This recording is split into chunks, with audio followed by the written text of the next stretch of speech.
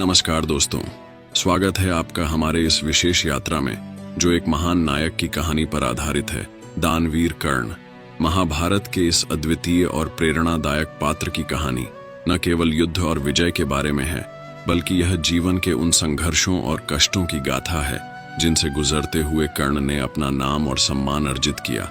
आज हम आपको कर्ण के जीवन की गहरी और रहस्यमयी गाथा से परिचित कराएंगे। हर भाग में कर्ण के जीवन के अलग अलग पहलुओं को जानेंगे, उनका जन्म, उनका संघर्ष, उनका दान और उनका नैतिक द्वंद्व जो उन्हें महान योद्धा और दानवीर बना गया। दोस्तों, कर्ण की कहानी सिर्फ एक युद्ध की नहीं, बल्कि एक इंसान की प्रेरणा और बलिदान की कहानी है। तो चलिए इस महान नायक की गाथा की शुरुआत करते हैं। तो इस वीडियो को अंत तक देखें और हमारे चैनल को सब्सक्राइब करना न भूलें। अब शुरू करते हैं। कर्ण की कहानी महाभारत की घटनाओं से काफी पहले शुरू होती है। उनकी माता कुंती को आर्षि दुर्वासा द्वारा एक दिव्य वरदान प्राप्त हुआ था, जिससे वह किसी भी देवता का आह्वान कर उनसे संतान प्राप्त कर सकती थीं। कुंती ने अपने युवा उत्सुकता में इस वरदान की परीक्षा लेने के लिए सूर्यदेव का आह्वान किया। सूर्यदेव ने प्रकट होकर उन्हें एक पुत्र प्रदान किया जो स्वयं सूर्य के समान तेजस्वी और अद्वितीय था। लेकिन कुंती उस समय अविवाहित थीं और समाज के डर से उन्होंने नवजात शिशु को एक टोकरी में रखकर गंगा नदी में प्रवाहित कर दिया। इस दिव्य बालक को कवच और कुंडल के साथ जन्म दिया गया था जो उसकी सुरक्षा के प्रतीक थे।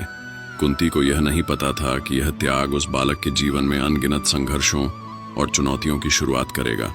गंगा नदी में बहते हुए इस बालक को अधिरथ नामक एक सारथी और उनकी पत्नी राधा ने खोजा। दोनों ने इस बच्चे को गोद लिया और उसका नाम वसुषेण रखा। हालांकि उनके स्नेह और देखभाल के बावजूद कर्ण का महान जन्म एक गुप्त रहस्य बना रहा।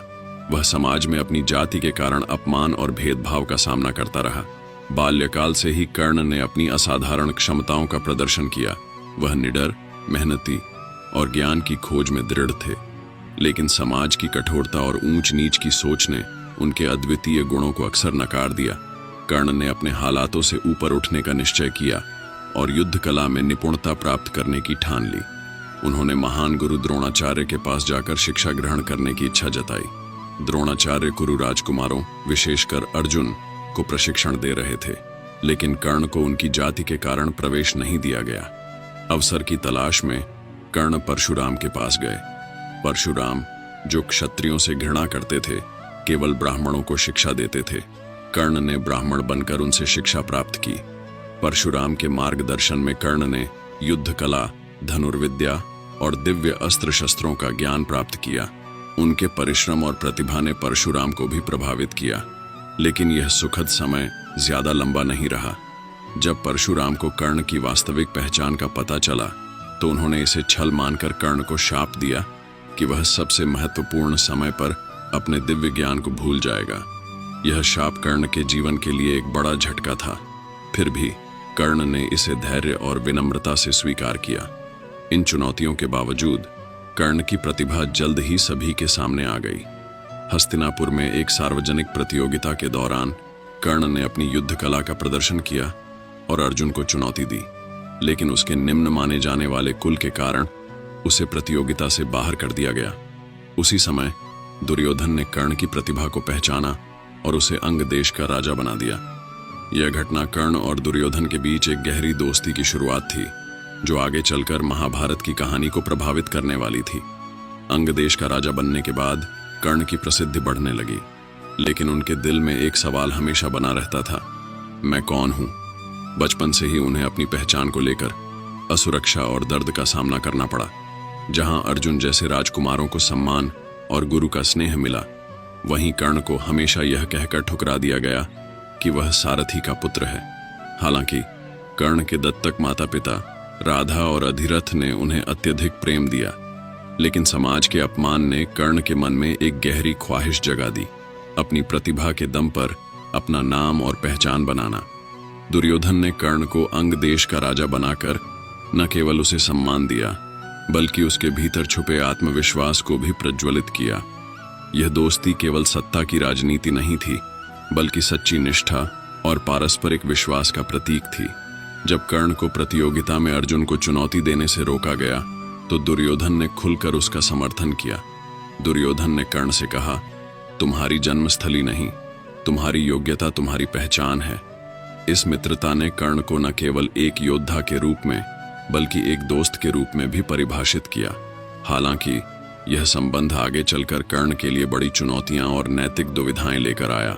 द्रोणाचार्य के शिष्य अर्जुन को उस युग का सर्वश्रेष्ठ धनुर्धर माना जाता था, लेकिन कर्ण ने हमेशा अर्जुन को चुनौती दी। जहां अर्जुन अपने गुरु के सानिध्य में निखरा, वहीं कर्ण को परशुराम से शिक्षा लेने के लिए छल का सहारा लेना पड़ा। यहां तक कि जब परशुराम का शाप कर्ण के जीवन में एक बाधा बन गया, कर्ण ने हार नहीं मानी। उन्होंने अपनी मेहनत और अभ्यास से खुद को इतना सक्षम बनाया कि वे अर्जुन के सबसे बड़े प्रतिद्वंद्वी बन गए। कर्ण ने न केवल युद्ध कला में अपनी जगह बनाई, बल्कि समाज की कड़ी व्यवस्थाओं को भी चुनौती दी। वह जानते थे कि एक सारथी का पुत्र होने के कारण उन्हें सूतोपुत्र कहकर अपमानित किया जाएगा। महाभारत के सभा प्रसंग में जब द्रौपदी स्वयंवर के दौरान कर्ण ने प्रतियोगिता में भाग लेने की कोशिश की, तो द्रौपदी ने स्पष्ट रूप से कह दिया, मैं सूतपुत्र से विवाह नहीं करूंगी। यह अपमान कर्ण के जीवन का एक बड़ा मोड़ था। इसे उन्होंने अपने दिल में एक गहरे घाव के रूप में संजो लिया, और यह घाव उनकी जीवन की दिशा बदलने वाला साबित हुआ। कर्ण की सबसे बड़ी विशेषता उनकी दानशीलता थी। उन्होंने हमेशा जरूरतमंदों की सहायता की, चाहे वह गरीब हो, ब्राह्मण हो या उनके दुश्मन। जब भगवान इंद्र, अर्जुन के पिता, एक ब्राह्मण के वेश में आए और कर्ण से उनका कवच और कुंडल मांग लिया, तो कर्ण ने बिना किसी संकोच के वह दे दिए। कर्ण जानते थे कि यह कवच और कुंडल उनकी मृत्यु का रक्षण थे। फिर भी उन्होंने अपना जीवन दूसरों की सेवा और सहायता के लिए समर्पित कर दिया। कर्ण के इस कार्य ने उन्हें दानवीर का खिताब दिलाया। उनकी निष्ठा और परोपकार ने समाज के हर वर्ग का दिल जीत लिया। लेकिन उनके जीवन की त्रासदी यहीं से गहरी होने लगी। अंगराज बनने के बाद कर्ण ने अर्जुन को चुनौती देना जारी रखा। दोनों के बीच एक गहरी प्रतिस्पर्धा थी, जो न केवल व्यक्तिगत बल्कि दार्शनिक और सामाजिक स्तर पर भी थी। अर्जुन, जो राजकुमार और द्रोणाचार्य के शिष्य थे, को हमेशा धर्म और मर्यादा का प्रतीक माना गया। कर्ण, जो अपनी योग्यता के बावजूद अपमानित होते रहे, समाज के उन लोगों का प्रतिनिधित्व करते थे जिन्हें अवसरों से वंचित रखा गया था। दोनों का यह द्वंद्व महाभारत के युद्ध की नींव रख रहा था। अब हम देखेंगे कि कैसे कर्ण ने अपने मित्रों, आदर्शों और कर्तव्यों के बीच संतुलन बनाने की कोशिश की, और यह प्रयास उन्हें महाभारत के युद्ध तक ले गया। कर्ण के जीवन में सबसे बड़ी चुनौती यह थी कि वह दुर्योधन के प्रति अपनी निष्ठा और समाज के प्रति अपने धर्म के बीच झूलते रहे। दुर्योधन ने उन्हें अंग देश का राजा बनाकर सम्मान दिया था। इसके बदले में कर्ण ने दुर्योधन को अपना जीवन समर्पित कर दिया। लेकिन कर्ण के सामने कई बार ऐसे क्षण आए जब उन्हें समझ नहीं आया कि दुर्योधन के अनैतिक कार्यों का समर्थन करना सही है या गलत। जब पांडवों को छल से वनवास भेजा गया और द्रौपदी का चीरहरण सभा में हुआ, तो कर्ण का व्यवहार एक गहरी दुविधा का उदाहरण बना। कर्ण ने उस समय दुर्योधन और शकुनी का समर्थन किया और द्रौपदी का अपमान किया, लेकिन बाद में जब वह शांत होते थे तो उन्हें अपने किए पर पछतावा भी होता था। महाभारत युद्ध के आरंभ से पहले कर्ण का जीवन उस समय उलझ गया जब कुंती ने उससे मिलने का निर्णय लिया। कुंती ने कर्ण को उसके वास्तविक जन्म की सच्चाई बताई। वह पांडवों का बड़ा भाई और सूर्यपुत्र है। यह सुनकर कर्ण को गहरा आघात लगा।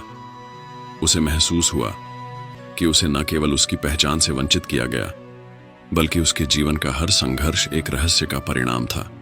लेकिन कर्ण ने कुंती से कहा, माता, मैंने अपना जीवन दुर्योधन को समर्पित कर दिया है। मैं उसे धोखा नहीं दे सकता। उन्होंने यह भी वादा किया कि वह महाभारत के युद्ध में पांडवों को केवल अर्जुन के साथ लड़ाई में चुनौती देंगे और अन्य पांडवों को क्षति नहीं पहुंचाएंगे। कर्ण का यह निर्णय उनकी निष्ठा और सम्मान का प्रतीक था। कर्ण का चरित्र उस समय और भी अधिक जटिल हो गया जब भगवान कृष्ण ने उनसे मिलकर उन्हें पांडवों का पक्ष लेने के लिए मनाने का प्रयास किया।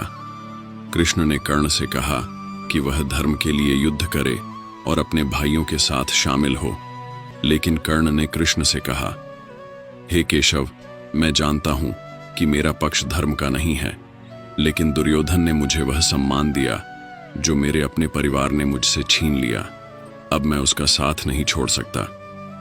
कर्ण के इस उत्तर ने यह स्पष्ट कर दिया कि वह भले ही अनैतिक पक्ष में था, लेकिन उसके भीतर अपने मित्र और अपने धर्म के प्रति एक सच्चाई और प्रतिबद्धता थी।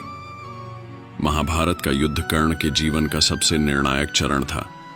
दुर्योधन ने कर्ण को कौरव सेना का सेनापति बनाया। कर्ण ने अपने शौर्य, पराक्रम और रणनीति से यह सिद्ध कर दिया कि वह अर्जुन के बराबर ही नहीं, बल्कि उससे भी बड़ा योद्धा है। उसने युद्ध में कई महारथियों को परास्त किया और कौरवों के लिए निर्णायक क्षणों में विजय की आशा भी पैदा की।